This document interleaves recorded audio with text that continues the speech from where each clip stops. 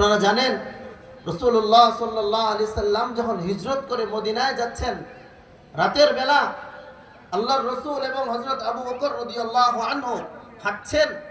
হযরত Abu Bakr same বয়সের, 2 বছরের ছোট বড়। হযরত আবু বকর একবার রসুলের ডাইনে যায়, আবার রসুলের বামে যায়, আবার রসুলের পিছনে যায়, আবার রসুলের সামনে যায়, চতুর্দিকে শুধু ঘুরছে আর আল্লাহ রসুলের সঙ্গে হাঁটছে। রসুল জিজ্ঞেস করেন, আবু বকর কি হলো তোমার? একদিকে থাকো, এক পাশে থাকো, এরকম ঘোরাঘুরি করছো কেন আমার চতুর্পাশে?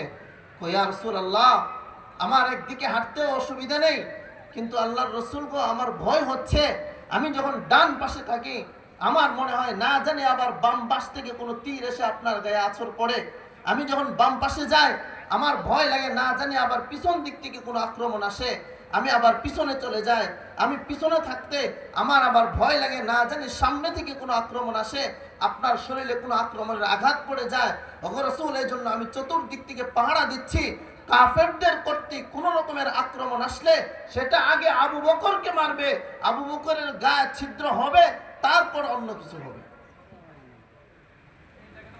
হযরত সাহাবায়ে কেরাম রাদিয়াল্লাহু তাআলা আনহুম আজমাইন আল্লাহ রাসূল সাল্লাল্লাহু আলাইহি ওয়াসাল্লামকে কিভাবে ভালোবেসেছেন। রাসূলুল্লাহ সাল্লাল্লাহু আলাইহি ওয়াসাল্লাম উহুদের যুদ্ধে চতুর্দিক থেকে